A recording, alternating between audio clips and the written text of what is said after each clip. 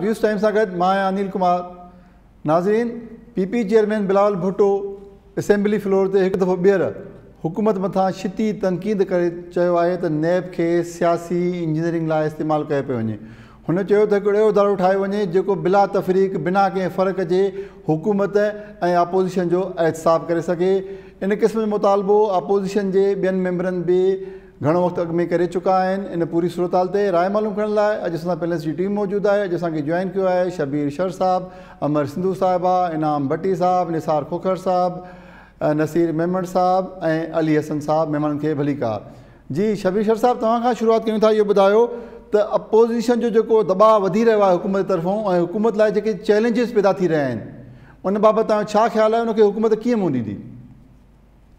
मसइलो इहो आहे त हुकूमत जेकॾहिं इहो थी चए त नेब खे ई बंदि कयो, नेब खे ई तालो हणो त हुननि खे जीअं वणे तीअं खाईंदा रहनि, गलगार कंदा रहनि, इहो त असां ऐं अवाम हरगिज़ बर्दाश्त कोन कंदो, कंहिं बि सूरत ते बर्दाश्त कोन कंदो त नेब जहिड़े इदारे खे बंदि कयो वञे जंहिं अची हिननि खे लगाम ॾिनो आहे ऐं हिन जी पुफी खे पोइ केरु रोकींदो, इनाम मेमण खे केरु रोकींदो। ऐं ज़ाहिर आहे त पोइ त हीअ यलगार कंदा, हिननि जे जेको आहिनि से जाॾो काॾो वात खुली वेंदा। इदारा कॾहिं तव्हां बंदि नथा करे सघो, न को उनखे ख़तमु करे था सघो पिया, कॉन्स्टिट्यूशनल इदारा आहिनि। बाक़ी जेकॾहिं चेयरमैन जे ख़िलाफ़ ग्रीवेंस आहे त उनजे ख़िलाफ़ मोशन आणियो, मोशन असेंबली में पेश कयो। मोशन त कोन थो थिए, बाक़ी हाणे तकरीरनि सां, जज़्बाती ॻाल्हाइण सां ऐं वॾे लुड़ करण सां त जेके आहिनि माण्हू कोन हटी वेंदा। उन सां त कुझु बि कोन थींदो, सवाइ हिनजी त पब्लिसिटी मिलंदी, वाह वाह माण्हू कंदा। बाक़ी हुननि जो जेको मुतालबो आहे त हिननि खे इन प्रेशर विझण सां इदारो मिलणु खपे, इन प्रेशर विझण सां इदारो बंदि थी वञे ऐं हिननि जा जेके केस आहिनि सभई उहे ख़तमु थी वञनि। मां सम्झां थो त इहो सिधो सो नाजाइज़ क़िस्म जो जेको आहे सो दबाव आहे, पंहिंजे जेके बि करप्शन आहे उनखे लीगलाइज़ करण जे लाइ इहो प्रेशर आहे। हुननि नेब खे बंदि करण सां, शबीर साहब, हुननि नेब खे बंदि करण सां गॾोगॾु इहो बि चयो आहे त हिकु ॿियो इदारो ठाहियो वञे जेको हुकूमत ऐं अपोज़िशन जो बिना कंहिं फ़र्क़ जे एहतसाब करे। हीउ इदारो छो बंदि थिए? हिकिड़े माण्हू जे करे छो बंदि थिए? पाण खे क्लियर कनि न। हिननि जो हेतिरी करप्शन कई उहा हिननि पाण वापसि कई आहे, पाण मोटाई आहे, उहा छो कई आहे? उनजो हिसाब ॾियनि था पिया, उनजो हिसाब ॾियनि। जेकॾहिं बाक़ाइदगी सां हिननि सां को नाइंसाफ़ी थी आहे इन इदारे जे तरफ़ां, फर्दनि जे तरफ़ां थी आहे, फर्दनि जो ट्रायल थियणु खपे। जज जंहिं जेका असां कई करप्शन उहो घर हलियो वियो। जीअं सुप्रीम कोर्ट जेका असां ॾिनो आहे, सुप्रीम कोर्ट जो वर्डिक्ट क्लियर आहे त भई हिन इदारे खे गैर जानबदार बणायो ऐं हिन में अहिड़ा माण्हू आणियो जेके गैर जानबदारी सां हलनि ऐं उनखे हलाए सघनि, कंहिंसां अकरबा परवरी न कनि, कंहिंसां नाइंसाफ़ी न कनि, इंसाफ़ वारे तरीक़े सां हलनि। जेकॾहिं हुकूमती माण्हू करप्शन कनि था त उन्हनि खे बि जेका असां विटनेस बॉक्स में ऐं कटहरे में जेको आहे सो आणनि। बाक़ी एकतरफ़ा कार्रवाई जेका आहे सो फर्द था कनि पिया, इदारो कोन थो करे पियो। हुनजे करे इदारो बंदि करण जी असां कॾहिं बि हिमायत कोन कंदासीं ऐं न कोई हिनजे हिन जज़्बाती तकरीरुनि ते अची असां वाह वाह कंदासीं ऐं ताड़ियूं वॼाईंदासीं। जी जी ठीकु आहे। जी अमर सिंधू साहिबा, अपोज़िशन जे तरफ़ां हुकूमत लाइ जेके दबाव वधी रहियो आहे, हुकूमत लाइ जेके नवां चैलेंजिस पैदा थी रहिया आहिनि, उनखे कीअं था ॾिसो? मां सम्झां थी त ही हुकूमत मुकमल तौर ते अपोज़िशन खे गॾु खणी हलण में नाकाम वई आहे। अपोज़िशन खे गॾु खणी हलण जो मक़सदु इहो न हूंदो आहे त अपोज़िशन खे जेका असां फ्री हैंड ॾिजे, पर इहो बि कतई मक़सदु न आहे त रुॻो अपोज़िशन खे टारगेट कजे मुख़्तलिफ़ जेका असां सरकारी ऐं मुख़्तलिफ़ जेका असां हुकूमती इदारनि जे हथां। अहिड़े तरीक़े सां नैब खे इस्तेमालु कयो वियो, यकीनन उनजो को न को आउटकम निकिरे हा। सियासत जे अंदरि इहो ग़लति या सही, सियासत जे अंदरि इहो मुमकिन न आहे त तव्हां जेके आहिनि से अपोज़िशन खे मुसलसल दबाव हेठि रखो ऐं नतीजे तौर ते उहो को पंहिंजो रिएक्शन न ॾेखारे। हिन तहरीक इंसाफ़ सां इशू इहो थियो आहे त तहरीक इंसाफ़ मुकमल तौर ते सोलो फ्लाइट हलाइण जी कोशिशि कई आहे। उन सूरत में जॾहिं हुन वटि पंहिंजी अक्सरियत बि न रही आहे, जंहिं सूरत में हुन वटि अक्सरियत हुजे हा, जेका वास्ट मेजॉरिटी हुई नवाज़ शरीफ़ जी, जेका मुशर्रफ खां पहिरीं हुकूमत जी, उन बावजूद बि तव्हां ॾिठो त पार्लियामेंट जे जेका जमहूरी जेका सियासत हूंदी आहे, उन जमहूरी सियासत जे अंदरि असेंबली जे अंदरि जेका कानून साज़ी थिए थी, असेंबली जे अंदरि जेका कार्रवाई थिए थी, उहा एतिरी यकतरफ़ी नथी थी सघे जेतिरी तहरीक इंसाफ़ जे तरफ़ां जेका हलाई वई आहे। यकीनन इन जो नतीजो इहो निकिरणो हुयो हिन टाइम ते जेका असां तव्हां ॾिसो पिया त ख़ासि तौर ते पीपल्स पार्टी जी क़यादत तरफ़ां जहिड़ी छिती तनक़ीद थी रही आहे ऐं उहा छिती रुॻो जेका असां नेब जे हवाले सां न थी रही आहे, तव्हां ॾिसो त फॉरेन पॉलिसी जे हवाले सां थी रही आहे, तव्हां ॾिसो त उनजी दाख़िला पॉलिसी जे हवाले सां थी रही आहे, तव्हां ॾिसो त उनजे बजट जे हवाले सां थी रही आहे। ऐं ईअं हमेशह ईअं ई थींदो आहे त सियासी मुखालफ़िन जी जेके पार्टियूं हूंदियूं आहिनि उहे आहिस्ता आहिस्ता पंहिंजो दबाव वधाईंदियूं आहिनि। ऐं मां इहो महसूसु कयां पई त पहिरें ॾींहं खां वठी जेका असां पीपल्स पार्टी जी हिकिड़ी जारहाना क़िस्म जी जेका असां हू रही आहे ऐं उन जारहाना क़िस्म जी सियासत जे अंदरि हींअर तव्हांखे नज़र अची रहियो हूंदो त हिकिड़ो माहौल ठही रहियो आहे ऐं उन माहौल ठहण में इहो ज़रूरु आहे। विच में बि हिकिड़ी जेका असां मूव आई हुई त नेब जे लाइ हिकिड़ो तरमीमी कानून पेश कयो वञे। मां सम्झां थी त ख़ुदि नेब जो हुजणु इन सॼी सियासत खां हटी करे नेब जो हुजण जो ख़ुदि जेका असां वॾे में वॾी जेका असां हुन ते तनक़ीदी आहे छा हुकूमत या सरकारी इदारनि खे अॻु ई मौजूदु इदारनि ते एतबार न आहे। जॾहिं तव्हांजे मुल्क जे अंदरि कोर्टूं कमु करे रहियूं हुजनि, जॾहिं सुप्रीम कोर्ट कमु करे रही हुजे, जॾहिं ॿियूं अदालतूं बि जेका असां इवन दहशतगर्दी जे ख़िलाफ़ जेका अदालत आहे उहा कमु करे रही हुजे त उन सूरत में इन नेब जे हुजण जी ज़रूरत जो मक़सदु ई इहो आहे त तव्हांखे मौजूदा जेका असां अदालतनि ते या त एतबार कोन्हे या हुननि जी कैपेसिटी जेका असां एतिरी न आहे त उहा मुल्क जे जेके आहिनि करप्शन या ॿिया जेके आहिनि ॾोहनि जे मुतालिक़ हलाए सघे केस। उन सूरत में जॾहिं नेब मौजूदु अचे थी, मिसाल जे तौर ते हिकिड़ी ॿी मूव हले पई त 122 ॿियूं अदालतूं जेके आहिनि नेब जूं जेके आहिनि काम करण जी जेका आहे उहो बिल पेश कयो पियो वञे। हाणे मूंखे ॿुधायो त जेकॾहिं 122 अदालतूं ॿियूं थींदियूं हिकिड़ा पैरालल जुडिशरी सिस्टम आहे, असां अॻु ई जेका असां हिकिड़ी पैरालल जुडिशरी सिस्टम पोइ उहो जिरगा सिस्टम जे सूरत में हुजे, उहे फ़ौजी अदालतनि जी सूरत में हुजे, उहे दहशतगर्दी जी अदालत जी सूरत में हुजे या हाणे वींदे जेका असां इहा नेब जी अदालत जी सूरत में हुजे, उनजो मुकमल तौर ते जेका असां उनजो सियासी माण्हू उनजो मुकमल तौर ते जेका असां उनखे रद्द कनि था। मुल्क जे अंदरि हिकिड़ो अदालती निज़ाम काफ़ी आहे जेकॾहिं तव्हां उनखे मज़बूत कयो। जेकॾहिं अपोज़िशन, जेकॾहिं सरकार, जेकॾहिं सरकारी बेंचिस ते वेठल जेकॾहिं पार्टियूं सीरियस आहिनि, वाकई संजीदा आहिनि त उन्हनि खे मौजूदा अदालती निज़ाम खे मज़बूत करणो पवंदो। मौजूदा अदालती निज़ाम जे अंदरि गुंजाइश कढणी पवंदी। जेकॾहिं अदालतूं कान करणियूं आहिनि त जीअं फैमिली कोर्ट्स आहिनि, जीअं ईअं आहिनि त इन अदालती निज़ाम जे मातहती में जेको आहे सो हिकिड़ा जेके आहिनि बेंचिस कान करे सघनि था। पर मां सम्झां थी त इहो नेब अॻो पोइ अॼु या सुभाणे या इन जी जॻह ते अगरि को ॿियो इदारो अहिड़ो अचे थो त मां नथी सम्झां त हुनजो को मुस्तक़बिल हूंदो, छाकाणि त इहो मुतबादिल अदालती निज़ाम आहे, मुतबादिल इंसाफ़ जो जेका जस्टिस सिस्टम आहे जेको कंहिं हिकिड़े मुल्क में ॿ निज़ाम हलनि उहो मुमकिन कोन्हे ऐं उहो कंहिं बि तरीक़े सां सियासी तौर ते जस्टिफाई नथो करे सघे। ठीकु आहे जी। इनाम भट्टी साहब, अपोज़िशन तरफ़ां वधंदड़ दबाव ऐं हुकूमत लाइ पैदा थींदड़ चैलेंजिस खे कीअं था ॾिसो? अनिल, हिकिड़ो त इहो हिकिड़ो सच आहे त नेब जेका आहे उहा हुकूमत जो या सरकारी धुर जो टूल थी करे इस्तेमालु थिए थी ऐं मुख़ालिफ़ धुर ते प्रेशर डेवलप करे थी। पर इहो बि हिकिड़ो सच आहे त पाकिस्तान जे अंदरि सियासी धुरियूं, सियासी जमायतूं ऐं उन्हनि जा वॾा वॾा नाला, उन्हनि जा वॾा वॾा लीडर पब्लिक मनीअ जे करप्शन में, अरबा रुपयनि जे करप्शन में, रुपए में न अरबा रुपयनि जे करप्शन में कंहिं न कंहिं तरह सां मुलविस ज़रूर आहिनि। छाकाणि त हिन मुल्क जो निज़ाम सॼो अहिड़ो आहे जंहिंमें हिते उन्हनि खे इहो प्रिविलेज मिली थो वञे त जॾहिं उहे इक़्तिदार में हुजनि था त को बि इदारो उन्हनि खां पुछाणो नथो करे सघे। ॿियो जेको हिते निज़ाम जो ख़राबियूं आहिनि उन्हनि सभिनी जे अंदरि अकरबा परवरी ऐं इहे सभु शयूं जेके आहिनि उहे तमामु वॾे अरसे में सभिनी जमायतुनि खे इहो हिकिड़ो फ्री हैंड मिली वियो आहे त उन्हनि जा माण्हू अपॉइंट थियल आहिनि मुख़्तलिफ़ हंधनि ते, उहे उन्हनि खे किथे न किथे फैसिलिटेट कनि था। पर तंहिंजे बावजूद बि आउं इहो थो सम्झां त रुॻो नेब ख़तमु करे कंहिं ॿिए इदारे ठाहिण जी डिमांड करण जे बजाए पाकिस्तान जे अंदरि जेकॾहिं आज़ाद अदलिया हुजे, ख़ुदि मुख़्तियार पार्लियामेंट हुजे ऐं शफ़ाफ़ चूंडूं थियनि त इहे सभु मसइला हल थी सघनि था। शफ़ाफ़ चूंडुनि जे ज़रिए ख़ुदि इन्हनि सियासतदाननि जो पाण अवाम एहतिसाब कंदो। जेकॾहिं उन्हनि जी कारकर्दगी बहितर न हूंदी त ॿिए दफ़े यकीनन उहे उन्हनि खे न चूंडींदा।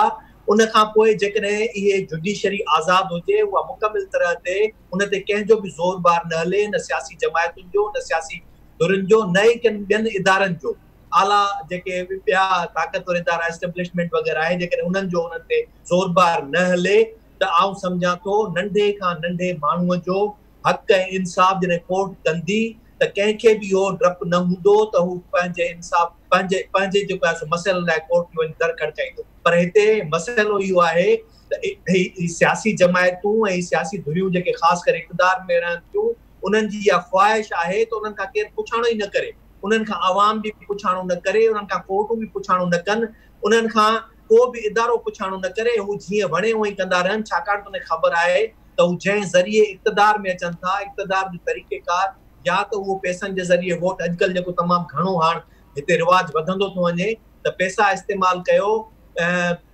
इलेक्शन जे सिस्टम खे ख़रीद कयो, या वरी मथे जेको आहे सो एस्टेब्लिशमेंट सां गठजोड़ करे उन्हनि जे जेको आहे सो आशीर्वाद सां अचो।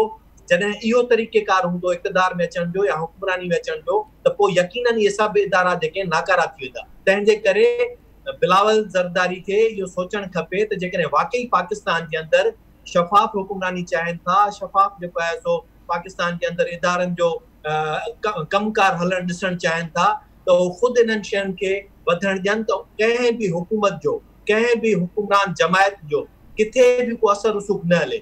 हींअर सिंध में जेकॾहिं पीपुल्स पार्टी जी हुकूमत आहे त छा उते इन्हनि जा जेके बि उते वेठल आहिनि वज़ीर, मुशीर, MPA, MNA वग़ैरह, उन्हनि जी पंहिंजी सफ़ा जेका आहे दस्तरस हर थाणे ते उन्हनि जी कमदारी कोन थी थिए त इहे शयूं जेकॾहिं हू पाण इन शइ जो तयन कनि त सिर्फ़ु ऐं सिर्फ़ु हुकूमत इक़्तिदार जेका आहे उहा हिकिड़ो लेजिस्लेशन जे लाइ हूंदी, ॿियो एग्ज़ीक्यूशन जे लाइ हूंदी, न को इन्हनि खे नौकरियुनि अपॉइंटमेंट्स जे लाइ हुजे, न को जेको आहे सो इन्हनि खे इन जे लाइ हुजे सभु डेवलपमेंट स्कीम्स हिननि जी मर्ज़ी ते हलनि। जेकॾहिं इहे सभु शयूं जेकॾहिं न थियनि त ख़ुदि ब ख़ुदि इन्हनि खे ख़बर पइजी वेंदी त उहो तरीक़ेकार कीअं थी सघंदो। पर हिते छा आहे, डेवलपमेंट जूं स्कीमूं बि सरकारी जमायत जेका हुक्मरानी में अचे, हुकूमत में अचे, सभु उनखे ॾियो। नंढे खां नंढा जेके अपॉइंटमेंट्स जा जेके कम हुजनि उहे बि नौकरियुनि जे नंढड़े क्लर्क जी आर्डर खां वठी करे वरी अपॉइंटमेंट्स ताईं उहे उन जी पंहिंजी मर्ज़ी सां थियनि, का बि मेरिट न हुजे, हर शइ जी उते जेका आहे लताड़ हुजे, ऐं उन खां पोइ डेवलपमेंट स्कीम्स में वरी जेको आहे सो करप्शन थींदो हुजे, बदिलियूं उन्हनि जी मर्ज़ी ते थींदियूं हुजनि। इहे सभु शयूं जॾहिं थींदियूं त उन जे नतीजे में इहो थींदो त सरकार हुकूमत हलाइण जे तरीक़ेकार जे बजाए उहा सिर्फ़ु एरिस्टोक्रेसी ऐं बादशाहत वारे तरीक़े सां उहो जेका तर्ज़ हुक्मरानी ते हलंदी, उहा अवाम जे लाइ कुझु डिलीवर न करे सघंदी। ठीकु आहे नाज़रीन, बिलावल भुट्टो ज़रदारी चयो आहे त जेतिरा NRO इमरान ख़ान ॾिना आहिनि एतिरा NRO तारीख़ में कंहिं बि वज़ीर आज़म न ॾिना आहिनि। हुन NRO जो ज़िक्र कंदे चयो त जहांगीर तरीन, बिलियन ट्री, मालूम जब्बा, BRT ऐं ताज़ो खंड चोरनि खे जेको आहे उहो NRO ॾिनो वियो आहे। उन खां अलावा ॿुधायो भारतीय जासूस खे, कुलभूषण खे बि हिकिड़ो NRO ॾिनो वियो आहे ऐं मुराद सईद जेको आहे उहो NRO जो दिफ़ा करणु आयो आहे। इन सूरत हाल ते राय मालूम करण लाइ हलूं था शबीर शर साहिब। शबीर साहिब इहो ॿुधायो त बिलावल भुट्टे जो जेको बयानु आहे NRO जे हवाले सां उनखे तव्हां कीअं था ॾिसो? मसइलो इहो आहे त इहा साॻी सूरत हाल वञी थी बीहे ब्लैकमेलिंग वारी, त फलाणनि खे तव्हां NRO ॾिनो आहे, हाणे असांखे बि ॾियो, असांखे छो नथा ॾियो पिया। इहा सिधी सही जेका आहे सा बाक़ाइदगी सां सौदेबाज़ी जी आहे, पर सौदेबाज़ी जी आहे छा आहे, हिन खां वधीक ॿियो कुझु बि कोन्हे को। हे जेके कुझु बि मुतालबा करे थो पियो ऐं प्रेशर विझण लाइ ऐं प्रेशर टैक्टिक्स जेके इस्तेमालु थो करे, सिधो सो हुन ॻाल्हि ई न मञा। बाक़ाइदे जेको असेंबली में ऐं कल्ह वारो जेको मुतालबो हुयो उन में इहे शयूं बाक़ाइदे ज़ाहिर थी आयूं आहिनि त हू बेसिकली NRO थो घुरे पियो, जंहिंमें पंहिंजे पीउ खे हितां करणु थो चाहे पियो त उहो हितां निकिरी ॿाहिरि जेका सो नवाज़ शरीफ़ वांगुरु वञी रिलैक्स थी वञी वेही रहे, हुनजो लबे बुबा इन मज़ा बिल्कुलु जेका साफ़ ज़ाहिर थी आयो आहे। इन खां वधीक मूंखे ॿियो कुझु बि नज़र कोन थो अचे, न का हुनजी का सिंसियरिटी आहे, न को कोई इन इदारे खे बचाइण जी का ॻाल्हि आहे। हुनखे जेको कुझु बि आहे उहो पंहिंजे बचाव में ऐं पंहिंजे मफ़ाद जे लाइ उहो खपे थो पियो, उहा हू ॻाल्हि करे पियो। जी ठीकु आहे। जी अलीसन साहिबु, बिलावल भुट्टो ज़रदारी जे हिन बयान खे कीअं था ॾिसो जेको हुन NRO जे हवाले सां ॾिनो आहे त NRO तारीख़ में सभ खां वधीक इमरान खान ॾिना आहिनि?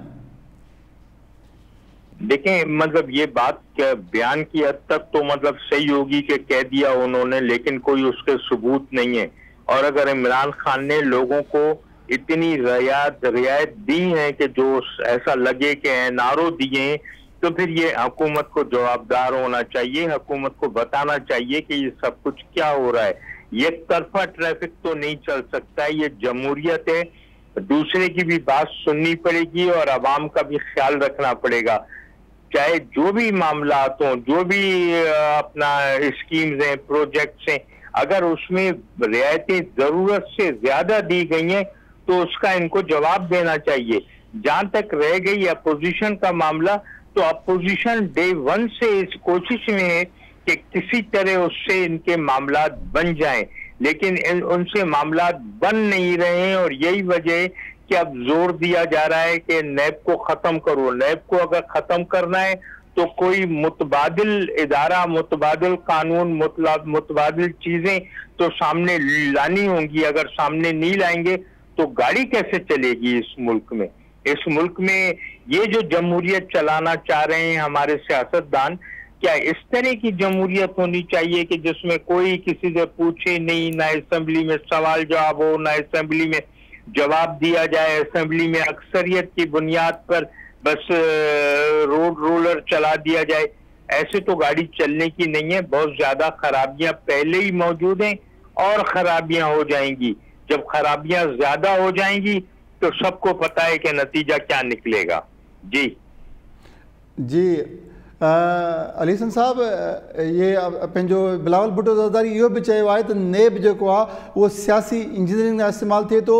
नैब खे बंदि करे हिकु नओं इदारो ठाहे वञे जेको हुकूमत ऐं अपोज़िशन जो गॾियल एहतिसाब करे, बिना फ़र्क़ जे ॿिन्ही जो एहतिसाब करे। इन बयान बाबति जेको आहे त लॻे थो त इन हवाले सां हुकूमत जे मथां प्रेशर वधी रहियो आहे ऐं हुकूमत लाइ नवां चैलेंजिस पैदा थी रहिया आहिनि। इन हवाले सां तव्हांजो छा ख़्यालु आहे? मुझे तो नहीं लगता है कोई इन बयानात से हुकूमत पे प्रेशर बढ़ रहे हैं या चैलेंजेस आ रहे हैं, इसलिए कि हुकूमत जिन लोगों के से कंधे पर है उनको कोई चैलेंजेस नहीं आ रहे हैं। वो नहीं समझते हैं कि ये सारी चीजें खत्म कर दी जाएं। नैब किसी के कहने से, किसी सियासतदान के बयान से, किसी वजह से भी नहीं खत्म हो जाएगी। ये अलबत्ता करना चाहिए नैब को, खुद को, हुकूमत को, पार्लियामेंट को, अपोजिशन को, कि मिल बैठे और मिल बैठकर एक एहतसाब का अच्छा, बाएतमाद और गैर जानिबदार कानून बनाए जिसमें सबको जवाबदेह किया जाए। ये तरफा ट्रैफिक ना चलाया जाए जिससे ये लगे कि सिर्फ एक ही फरीक को मुतासिर कर रहे हैं, एक ही धुर जो है वो पिस रही है, बाकी दूसरों को पूछा नहीं जा रहा है। हुकूमत के लोग हैं, उनका भी एहतसाब होना चाहिए, अपोजिशन के लोग हैं, उनका भी एहतसाब होना चाहिए। माजी में जिस तरह दो बड़े केसेस चल रहे हैं पीपल्स पार्टी और नवाज लीग के खिलाफ, उन केसेस को अपने नतीजे पे पहुंचना चाहिए, उसका कोई नतीजा निकलना चाहिए। सिर्फ बयानात से, एजिटेशन से, दबाव से तो मामलात हल नहीं होंगे, मामलात और खराब होंगे। जी ठीक है। जी अमर संधू साहबा, NRO जे हवाले सां PP चेयरमैन जे बयान बाबति तव्हां छा ख़्यालु आहे? इन में को शक कोन्हे त NRO जी जेका असां सभ खां वधीक जेका असां सियासी तनक़ीद पीपल्स पार्टी ते आई ऐं पीपल्स पार्टी खे जेको आहे सो सम्झो वियो त NRO मां हू फ़ाइदो वरितो आहे। हालांकि जेकॾहिं ॾिठो वञे त मुशर्रफ जे पहिरें NRO मां बि सभ खां पहिरीं जेका असां, सभ खां वधीक जेका असां मुस्तफ़ीद थींदड़ जेका असां MQM ऐं ॿिया जेके आहिनि से पार्टियूं वधीक जेके आहिनि से रहियूं। हाणोकी हुकूमत दौरान भी बार बार जेका अपोजिशन में जॾहिं कंटेनर ते भी वज़ीर आज़म साहब इमरान खान जेॾी महिल अपोजिशन में हूंदो हुयो तंहिं टाइम ते वॾी वॾी तकरीरूं करे चवंदो हुयो त NRO नहीं देंगे, NRO नहीं देंगे। वरी जेका असां असेंबली जे फ्लोर ते न रुगो वज़ीर आज़म खान साहब, इमरान खान ऐं गॾोगॾु उनजी सभु पार्टी जा लॻभॻि सभु जेके आहिनि से उहे वॾे ज़ोर शोर सां जेका असां हिकु साल ताईं इहे ई जेके आहिनि से सियासी नैरेटिव ॾींदा रहिया त NRO न ॾींदासीं, फलाणो थो NRO घुरे, फलाणो थो NRO घुरे। वेंदे जॾहिं मुराद सईद खे हिकिड़ी अंब जी पेती खे मोकिले ॾिनी, उन ते बि चवनि मूंखे अंबनि जूं पेतियूं मोकिले, मूंखां NRO घुरे। हाणे हक़ीक़त इहा आहे त NRO चइबो छा की आहे? NRO जो मतिलबु इहो आहे त जेकॾहिं तव्हां सियासी मुखालफ़ीन ते जेकॾहिं पार्टी जेके उन्हनि जा जेके आहिनि से मुक़दमा न हलायो त NRO आहे। पर जेकॾहिं तव्हांजी पंहिंजी जेका असां ट्रेज़री बेंचनि ते वेठल जेके बि सियासतदान आहिनि उन्हनि मां कंहिंजो बि मुक़दमो न हले, उन मां कंहिंजे बि करप्शन जो केस नेब में न हले, उन में मुख़्तलिफ़ माण्हुनि खे जेको सो छॾियो वञे। वॾे में वॾो मिसाल तव्हां वटि आज़म सवाती जो पियो आहे। आज़म सवाती जो केस मरम जब्बा वारो हले पियो, उन बावजूदि हू काबीना जो मेंबर आहे। वरी तव्हां अचो ॿिया जेके आहिनि मेंबर, उहे सभई उन्हनि खे एनआरओ जो नालो ॾिजे, उनखे सियासी मफ़ामत जो नालो ॾिने, या अञा वधीक जेकॾहिं लफ़्ज़नि में ॻाल्हाइजे त उहा हिकिड़ी जेका सा मकाराना मुनाफ़िक़त आहे, जंहिंमें जेका सा तव्हांजी सियासी बेंचनि ते सभिनी माण्हुनि खे जेका सा हिकिड़ी इम्प्यूनिटी हासिल आहे। ऐं जेकॾहिं मुख़ालिफ़ धुर जेकॾहिं का शइ चवे थी त उहा उनखे जेका सा तव्हां एनआरओ चओ था। हक़ीक़त इहा आहे त माण्हू पुछण था चाहिनि त जेका असां हिन जे बारे में बीआरटी जे बारे में छा थियो, माण्हू पुछण था चाहिनि त जेके करप्शन जा केस हुआ उन जे बारे में छा थियो। हक़ीक़त इहा आहे त माण्हू पुछण था चाहिनि त एहसानुल्लाह एहसान जे बारे में जेका असां हुकूमत ॿुधाए त कहिड़ी एनआरओ थी आहे। माण्हू पुछण था चाहिनि त जेका असां हींअर जेका असां यादि जे बारे में कहिड़ी जेका असां एनआरओ थिए थी पई। हक़ीक़त इहा आहे त हिन हुकूमत जेतिरा वॾा समझौता कया आहिनि ऐं जहिड़ा वाक़ई जेका असां हुकूमती सिक्योरिटी खे धक हणंदड़ जेके आहिनि से हिन हुकूमत जेके आहिनि से समझौता कया आहिनि, उन्हनि खे छा नालो ॾिजे, मुनाफ़िक़त जो नालो ॾिजे, उन्हनि खे जेका असां सियासी मफ़ाहमत जो नालो ॾिने। बाक़ी जेकॾहिं को अपोज़िशन जो माण्हू जेकॾहिं का शइ घुरे थो त उनखे एनआरओ चइजे, त इन क़िस्म जी जेका असां मुंहिंजे ख़्याल में सियासी रांदि माण्हुनि जे साम्हूं एक्सपोज़ थी चुकी आहे। ऐं माण्हू सभु सम्झनि था त एनआरओ कंहिंखे मिले थो, कंहिं ते इंतकामी कार्रवाई थिए थी, केरु जेको सो मुस्तफ़ीज़ थिए जी थो। जी ठीकु आहे। अमर सिंधु साहब तव्हांजो मौक़िफ़ अची वियो। जी इनाम भट्टी साहब, बिलावल भुट्टो जो जेको बयानु आहे एनआरओ जे हवाले सां, उनखे तव्हां कीअं था ॾिसो? जेको एनआरओ आहे उहो आहे नेशनल रिकंसिलिएशन ऑर्डर, जेको परवेज़ मुशर्रफ पंहिंजे दौर में पंहिंजे शदीद मुखालफ़िन उन वक़्त में जेके हुई पीपल्स पार्टी उनजी हुई, पर उन सां गॾोगॾु उनजी एमपीएम जेका इतिहादी हुई, हुन ॿिन्ही खे उन मां मुस्तफ़ीज़ कयो। माण्हुनि जा क़त्ल अगवा जा केस बि माफ़ थी विया, उहे कोन हलिया, ऐं उन खां पोइ पीपल्स पार्टीअ मथां जेके बि करप्शन जा इल्ज़ामात हुया, जेके बि उन वक़्त में, उहे सभु जा सभु जेको आहे सो फाइल बंदि थी विया। इनखे चइबो आहे एनआरओ। पर ही जेका इमरान खान जे दौर में जेके शयूं थियनि थियूं, इहा एनआरओ न, इनखे चइजे सियासी अकरबा परवरी। त यानी उनजा जेके पंहिंजा अज़ीज़ मिट माइट या वेझा हुजनि, या जेके संदसि उन्हनि जी हुकूमत जो हिसो हुजनि, उन्हनि जे ख़िलाफ़ को बि क़दम न खयो वञे, उनखे एनआरओ न चइबो आहे। उनखे सियासी अकरबा परवरी चइजे, पंहिंजा नवाज़ी चइजे, या उन ते ॿिटो मयार खणी चइजे। त जेकॾहिं उनखे कंपेयर कबो त सिंध जे अंदरि पीपल्स पार्टी उन खां वधीक अहिड़ा कम करे रही आहे त इक़्तिदार में हूंदे इन्हनि खां सभिनी खां पाण खां विसरी वेंदो आहे त उहे पाण अहिड़ा कहिड़ा कहिड़ा कम करे रहिया आहिनि। सिंध में ओमनी ग्रुप खां वठी करे जेके बि वज़ीर मुशीर आहिनि, उन ते केतिरनि ते अहिड़ा केसिस जेके आहिनि या अहिड़ा इल्ज़ाम जेके आहिनि, उन ते को बि हुकूमत अमल करण लाइ तयारु न आहे। तंहिंजे करे इनखे एनआरओ न चइजे, इनखे पंहिंजे नवाज़ी चइजे, या पंहिंजी जमायत जे माण्हुनि खे उन्हनि खे जेको आहे फैसिलिटेट करणु चइजे। उहो न रुॻो इमरान खान जी हुकूमत वफ़ाक़ी तौर ते उते करे रही आहे, पर यकीनन सिंध जे अंदरि पीपल्स पार्टी बि करे रही आहे। ईअं ई केपीके में उते उहे बि करे रहिया हूंदा, पंजाब जे अंदरि बोज़दार बि करे रहियो हूंदो, छाकाणि त जेकॾहिं चौधरी बिरादरान जॾहिं इक़्तिदार में न आहिनि त उन्हनि जे मथां केसिस हूंदा, पर जे इक़्तिदार जो हिसो थी वञनि त उन्हनि ते को बि केस न हूंदो। ईअं ई केपीके जे अंदरि केतिरा ई अहिड़ा सारा वज़ीर मुशीर आहिनि जेके गुज़िरियल हुकूमत में पीटीआई सां जॾहिं न हुया त उन्हनि ते इल्ज़ाम हुया, केसिस हुया, उहे सभु जॾहिं हिननि सां हूंदा त उहे सभु ख़तमु थी वेंदा। त इहो साॻियो जेको चरखो आहे उहो सभिनी जे लाइ हिकु जहिड़ो आहे। उन्हनि खे इहो सोचणु घुरिजे त जॾहिं इक़्तिदार में हुजनि था त उन्हनि वटि जेको हुननि जी जमायत में अची वञे त उहो साफ़ शफ़ाफ़ थी थो वञे, धोप थी थो वञे। जेको उन्हनि जो मुखालिफ़ हुजे थो त उहो पोइ वॾो ॾोही ऐं मुलज़िम थी थो वञे। इहो कहिड़े क़िस्म जो जेको आहे सो सोच या अमल आहे। तंहिंजे करे बिलावल साहब खे सोचणु खपे त इहो एनआरओ कोन्हे, हू यकीनन पंहिंजा नवाज़ी करे थो, पंहिंजनि खे फैसिलिटेट करे थो, ऐं उहो साॻियो कमु हिते सिंध में पीपल्स पार्टी बि करे रही आहे। त उहो जेकॾहिं तव्हां सम्झो था हू इहो कमु ख़राबु था कनि त तव्हां पाण वटि बि हिते रोकियो सिंध जे अंदरि। जी जी ठीकु आहे नामिर साहब। नाज़रीन वक़्तु थियो आहे हिकु नंढी ब्रेक जो। ब्रेक खां पोइ असांखे जॉइन कयो आहे अदील महर साहब। इन ई मौज़ूअ ते अदील महर सां ॻाल्हाईंदासीं, असां सां गॾु रहिजो। वेलकम बैक नाज़रीन, प्रोग्राम में हिकु ॿीहर भलीकार। जी तव्हां ॾे चऊं था अदील महर साहब इहो ॿुधायो त बिलावल भुट्टो ज़रदारी अॼु असेंबलीअ जे फ्लोर ते चयो आहे त नैब खे बंदि करे हिकु अहिड़ो इदारो ठाहियो वञे जेको हुकूमत ऐं अपोज़िशन जो बिना फ़र्क़ जे एहतिसाब करे। ॿियो बिलावल भुट्टो चयो आहे त जेतिरा तारीख़ में एनआरओ इमरान खान ॾिना आहिनि कंहिं बि वज़ीर आज़म न ॾिना आहिनि। मुंहिंजो पहिरियों सवाल तव्हां खां इहो आहे त जेको नैब जे बंदि करण जे हवाले सां बिलावल भुट्टो जो बयानु आहे, इन क़िस्म जो मुतालबो अपोज़िशन बि करे चुकी आहे, त इहो मूंखे ॿुधायो त छा अपोज़िशन जो हुकूमत मथां दबाव वधी रहियो आहे ऐं हुकूमत लाइ चैलेंजिस पैदा थी रहिया आहिनि? मुंहिंजो ॿियो सवाल तव्हां खां इहो आहे त हीउ जेको NRO जे हवाले सां बिलावल भुट्टो जो बयानु आहे, उन सां तव्हां केतिरो मुतफ़िक़ आहियो, उनखे तव्हां कीअं था ॾिसो? बिलाल साहब जो इहो बयानु त हाणे अजीब थो लॻे त हाणे जेको इदारो एहतिसाब करे उहो इदारो बंदि कयो। हाणे जेकॾहिं जवाबदार धुर जी मर्ज़ी सां इदारा बंदि थियणु खपनि ऐं एहतिसाब बंदि थियणु खपनि त पोइ जवाबदार त पुलिस में बि हूंदा आहिनि, उहे चवंदा त पुलिस जो खातो बंदि कयो। जेके बि खाता आहिनि कमु कनि था ऐं जॾहिं इंसाफ़ जो कमु कनि था या कंहिं बि कार्रवाई कनि था त उनजी जेका मुतासिर धुर आहे उहा त नाराज़ थींदी आहे। पोइ हाणे उन नाराज़ धुर जे चवण ते ईअं त इदारा कोन हलंदा, बिलाल साहब जी मर्ज़ी ते न हलंदी या उनजी पार्टी ते न हलंदी। उहे हिकु मुल्क में रहनि था, मुल्क जा शहरी आहिनि, मुल्क जो को आइन आहे, कानून आहे, इदारा आहिनि, उहे पंहिंजो पंहिंजो कमु कंदा। इहे इन क़िस्म जी शिकायतूं करणु या अहिड़ा मुतालबा करणु ख़ुदि इन्हनि खे बि नथो सुहे, नथो जुगाए इन्हनि खे।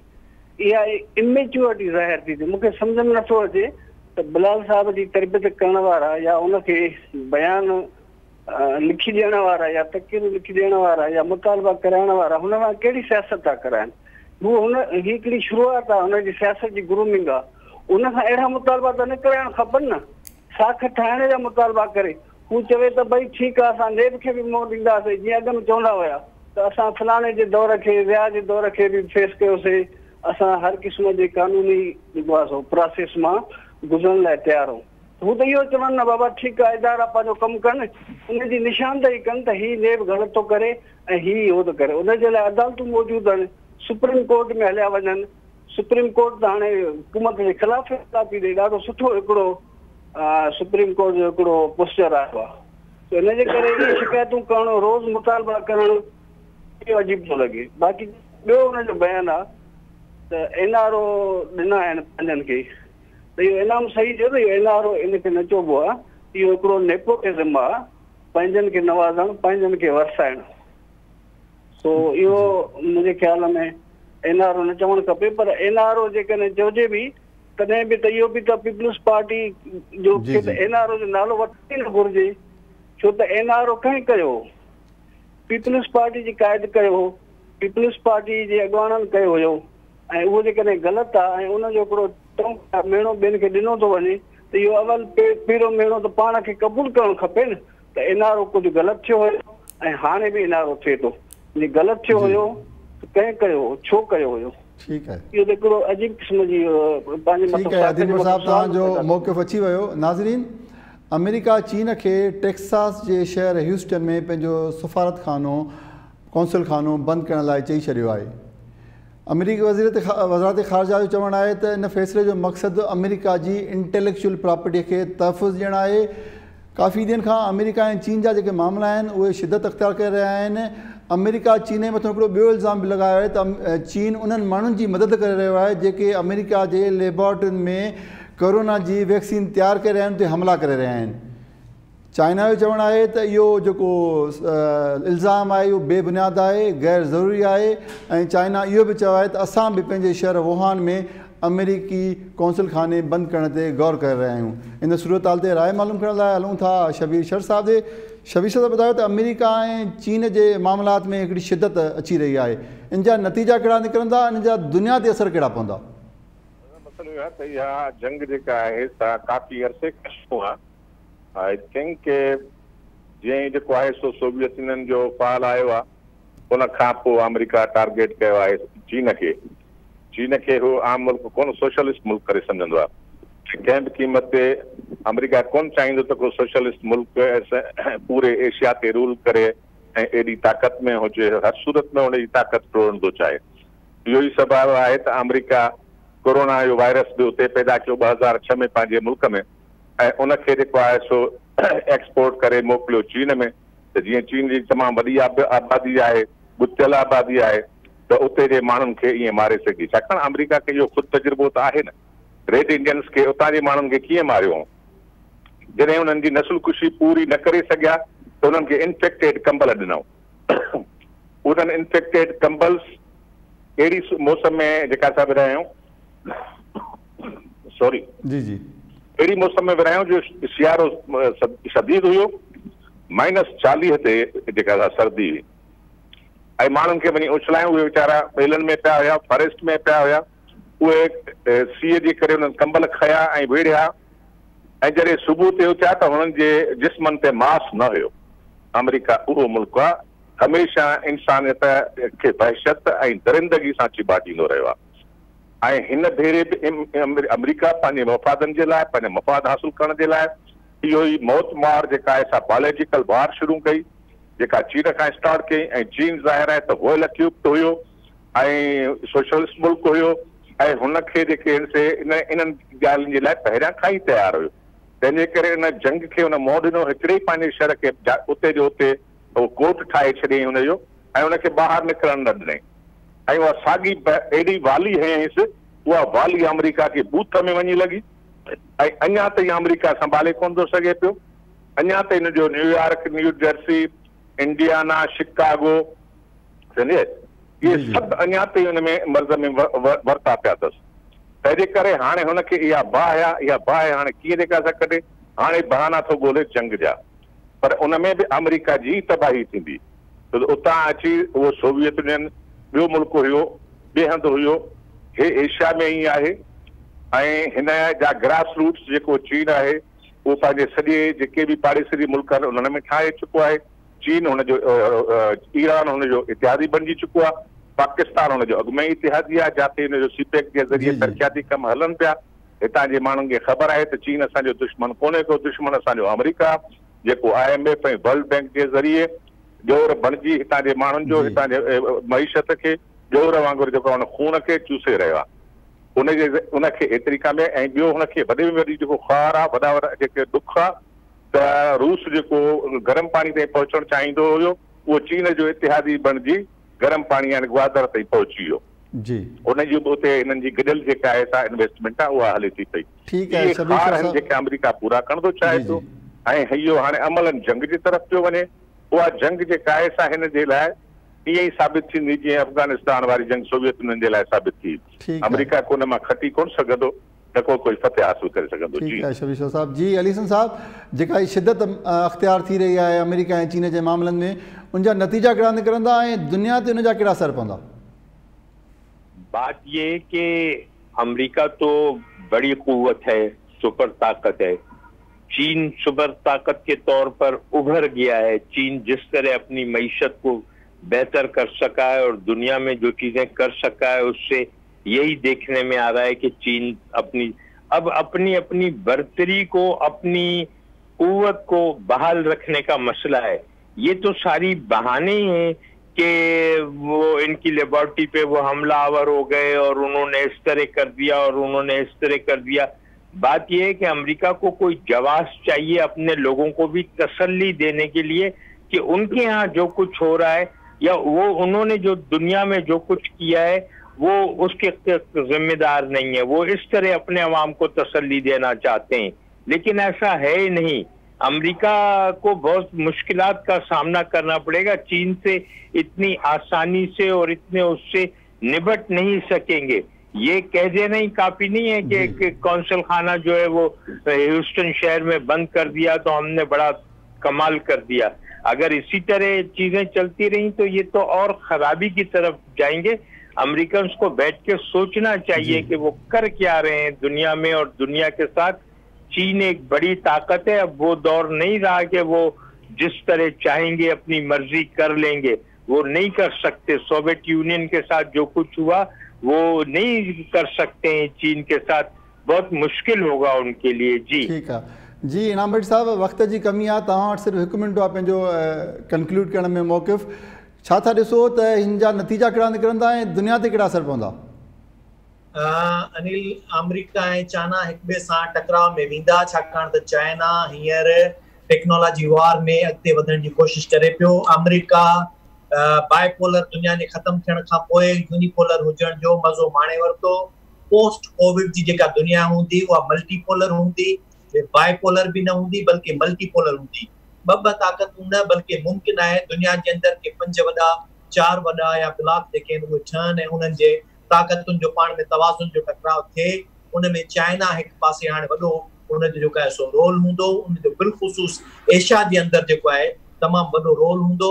उन जे करे चाइना सां अमेरिका जो टकराव हींअर विपरीत थींदो थो वञे। ईंदड़ पोस्ट कोविड जेका इकोनॉमी हूंदी वर्ल्ड जी उहा इकोनॉमी तब्दील थियण वारी आहे। हींअर वर्चुअल इकोनॉमी ऐं गोल्ड करेंसी वारो जेको आहे सो पीरियड मुमकिन आहे त उन तरफ़ वधणु शुरू करे दुनिया, जंहिंजे करे वॾे खां वॾो जेको धकु लॻंदो उहो अमेरिका खे ई लॻंदो। अमेरिका उन जे ई करे इन टेक्नोलॉजी वार में G5 जे जेको आहे सो उन जे ताक़त वठण जे करे चाइना जो ठीक है जी जी इनाम भट्ट साहब तव्हांजो मौक़ो बची वियो, टाइम जी कमी आहे, माज़रत मुंहिंजी। जी अमर सिंधु साहिबा तव्हांजो छा ख़्यालु आहे त हिन जा नतीजा कहिड़ा निकिरंदा ऐं दुनिया ते असर कहिड़ा पवंदा? काइंडली टाइम जी कमी आहे, थोरो जल्दी कंक्लूड कजो। जेको आहे ॿिनि जुमलनि में सिर्फ़ु इहो वरजाईंदसि त दुनिया जॾहिं खां यूनिपोलर थी आहे तॾहिं माना हिकु जेका सा बादशाह जी हुकूमत ते दुनिया ॾाढो घणो सफ़र कयो आहे। न रुगो इन सूरत में पर ख़ासि तौर ते लिबरल इकोनॉमी जेके पॉलिसीज़ आयूं आहिनि उन सूरत में दुनिया ॾाढो जेको आहे सो उनखे भोॻियो आहे, जंगियुनि जी सूरत में ऐं ॿियनि सूरतनि में। उहा बाइपोलर थी थिए या मल्टीपोलर थी थिए, पर इन जहिड़े मां जेकॾहिं यूनिपोलर जेको आहे सो वर्ल्ड ऑर्डर ख़तमु थिए थो ऐं दुनिया जेका असां उनमें ॿिया पोल्स माना उहे पॉलिटिकल हुजनि, उहे जेका असां तव्हां चई सघो था त असां तिजारती जेके आहिनि से मार्केट हुजे या अञा बि जेका असां तव्हां चई सघो था त हींअर जेको बायोलॉजिकल जेका असां वेपन्स जे हवाले सां या बायोलॉजिकल वार जे हवाले सां कंहिं बि हवाले सां अगरि दुनिया मल्टीपोलर या बाइपोलर थिए थी त उन में दुनिया जो वधीक फ़ाइदो इन करे आहे त घटि में घटि जेके आहिनि से कंहिं बि जेके आहिनि से उन्हनि खे पंहिंजा इतिहादी चूंडण में, कंहिं बि मुल्क खे पंहिंजा इतिहादी चूंडण जी घटि में घटि एतिरी फ्रीडम हूंदी।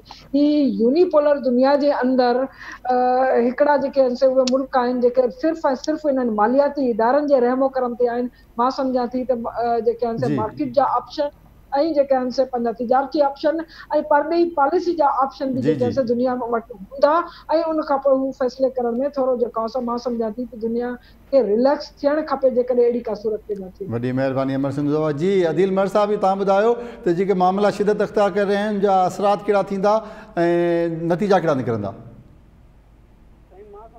सॼो हिकिड़ो इकोनॉमी जी जंग आहे ऐं चीन हिन वक़्तु पूरी दुनिया में जेको आहे सो ग्रूमिंग करे रहियो आहे।